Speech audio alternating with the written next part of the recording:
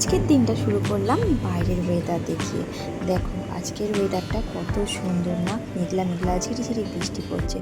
আমার তো খুবই ভালো লাগে এরকম ঝিরিঝিরি বৃষ্টি আর মেঘলা মেঘলা ওয়েদার।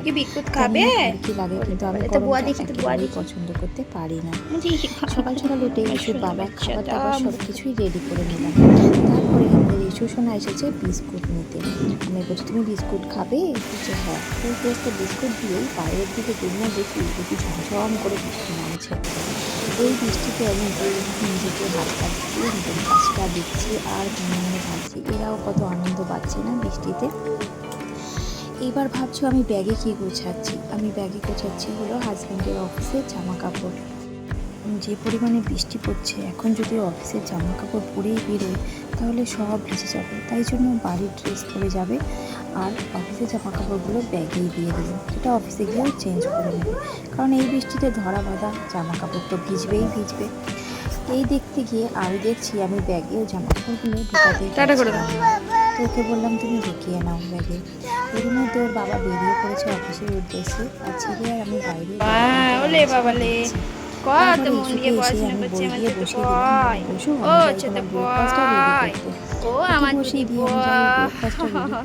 ব্রেকফাস্টে আমি প্রত্যেক দিনই সুজি আর খেজুর আর চিড়ে দিয়ে থাকি। এই তিনটে জিনিস একসঙ্গে মিশিয়ে দিই, ও খেতে খুবই ভালো লাগে। প্রথম একটু চিচা তো খেতে চাইতো না, কিন্তু এখনও অভ্যাস হয়ে গেছে। শুধু ওকে সুজি দিতাম, এখন সুজির সঙ্গে খেজুরটা আর চিড়েটা অ্যাড করে দিই, যাতে পেটটা আরও বেশিক্ষণ ভাত থাকে। আর ওকে না চটজলদি কোনো খাবার খাওয়ানো প্রচুর অসুবিধার ব্যাপার, কারণ সব জিনিসটাই গিলে খেতে চায়, চিবিয়ে খেতে চায় না। দাঁত আছে কিন্তু চিবিয়ে খাবে না, এত অলস্য। তারপরে দুধটা দিয়ে ও ঠান্ডা করতে দিয়েছিলাম।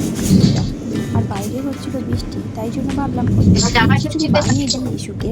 কিন্তু আজকের খিচুড়িটা একটু অন্যরকম, শুধু কুমড়ো আলু আর গোবিন্দভোগ চাল আর ডাল দিয়ে বানাবো। প্রত্যেকদিন পাঁচমিশালি সবজি থাকে ওর খিচুড়িতে, সব কিছু ভাবলাম যেখানে ওই সবজিগুলো কাটাই নেই, তাহলে শুধু আজকে কুমড়ো দিয়ে আলু দিয়ে ওকে একটু সুজি পাতলা করে খিচুড়ি বানিয়ে দিই। তোমরা কেউ কি বৃষ্টির দিনে খিচুড়ি খেতে ভালোবাসো? অবশ্যই আমি কিন্তু খিচুড়ি খেতে একটা ভালোবাসি না, সেটা বৃষ্টি হোক বৃষ্টি না হোক। খিচুড়ি আমার পছন্দ না, অতটাও ফেভারিট না। আমি মাছ ভাত, ডিম ভাত, ডাল ভাত এইসব খেতেই পছন্দ করি। ভাত জিনিসটা আমার খেতে ভালো লাগে, আদারওয়াইজ অন্য কোনো খাবারের থেকে ভাতটা আমার খুবই ভালো লাগে। এরই মধ্যে বিকেলে দেখো সেই হারে পড়ে যাচ্ছে। আমার ইস্যু সোনার খিদেও পেয়েছে, তাই ইস্যু বললো খিদে পেয়েছে, আমি কী দেবো, একটু পপকর্ন বানিয়ে দিই। তাই ওকে একটু চটজলদি পপকর্ন বানিয়ে দিলাম। তো আমার ছেলে সেটা খেয়ে তো প্রচণ্ড খুশি। এই দেখো পপকর্নগুলো হয়ে গেছে। আমি ওকে জিজ্ঞাসা করছি ইস্যু তোমার ভালো লাগছে? হ্যাঁ মা, খুব ভালো লেগেছে। দেখাচ্ছে যে টেস্টি। ওর কথা আছে, ও কত পাকা আমি নিজেই জানি, ও যে কতটা পেকে গেছে, এই বয়সে কত কিছু শিখে গেছে। তারপরে চলে আসলাম রাতের রান্নায়। রাতে হলো পমফ্রেট মাছের ঝাল হবে আর হবে হলো ভেন্ডি ভাজা। আমি কিন্তু পমফ্রেট মাছটা করেছিলাম সর্ষে, পোস্ত, কাঁচা লঙ্কার পেস্ট দিয়ে। তোমরা কে কীরকম করো আমাকে কিন্তু অবশ্যই জানিও। আমি দুরকমভাবে করতে খুব ভালোবাসি। একটা হলো পোস্ত সর্ষে দিয়ে ঝাল, আর একটা হলো পেঁয়াজ কাঁচা লঙ্কা দিয়ে একটা ঝাল। সর্ষে পোস্তটা দিয়ে সবাই খেতে ভালোবাসে, কাঁচা লঙ্কা পেঁয়াজটা যেন কমন হয়ে গেছে, সেই জন্য সেরকম একটা দিই না। তারপরে এদিকে ভেন্ডি ভাজাটাও বসিয়ে দিলাম। ভেন্ডি ভাজাটা না আমি একটু অন্যরকম করে করি, হালকা কালো জিরে ফোড়ন দিয়ে ভেন্ডির আগে দিয়ে প্রথমে ভাজা করে নিই। ভাজা করে নিলে কী হয়, ভেন্ডিটা পুরো গোটা গোটা থাকে। যদি আমি আগেই একটু নুন হলুদ দিয়ে দিই তাহলে ভেন্ডিটা পুরো গুঁড়ো হয়ে যাবে, এতে ভালো লাগে না, খেতে মেলা হয়ে যায়। আমি ভেন্ডিটাকে ভালো করে কড়া করে ভেজে নিই, তারপরে দিয়ে নুন হলুদ দিয়ে হালকা নাড়াচাড়া করে হলুদের গন্ধটা মিশে গেলে তারপরে এটাকে তুলে নিই।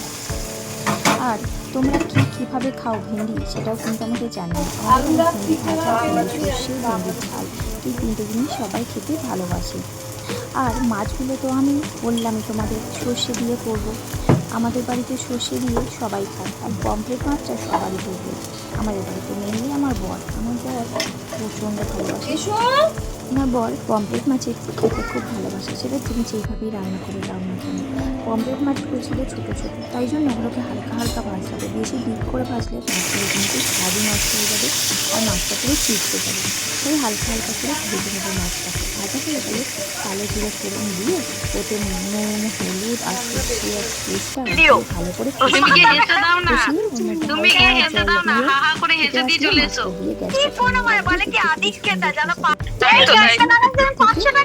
কাঁচা লঙ্কা চিড়ে দিয়ে দেবে। হেভি টেস্ট লাগবে কিন্তু, অবশ্যই জানিয়ে এই দেখো তোমাদের সাথে কথা বলতে বলতে আমার মাছ ভাজা কিন্তু তুমি কি শপিং করছো জিরে গুঁড়ো ধনে গুঁড়ো? যে কিভাবে মন রান্না করছে, মনকে বলছি। আর আমার ভিডিওগুলো কেমন লাগছে অবশ্যই জানিও। আর কেউ কোথা থেকে আমার ভিডিওগুলো দেখছো একটু কিন্তু কমেন্ট বক্সে জানিয়ে তোমরা একটু করে আমাকে সাপোর্ট করছো, আমি একটু সাপোর্টই আমার তোমরা একটু করে আমার পাশে থেকো, তাহলেই হবে। আর কিচ্ছু লাগবে না। এই যে একটু করে পাশে থাকতে অনেক ব্যাপার না, সে আর কখনো কেউ থাকে না। তোমরা একটু পাশে থেকো, একটু সাপোর্ট করো, আমি এগিয়ে ডক্টর এখন বলেছে একটু জার্নি করাটা বারণ, ওই জন্য। যারা যারা আমার ভিডিও দেখছো তাদেরকে অনেক অনেক হ্যাঁ দাদাভাই রান্না করছিল, আমি বললাম এখানে করলে হবে না, আমাদের দিদি ভাই রান্নাঘরে করে আমার অ্যাডমিন না।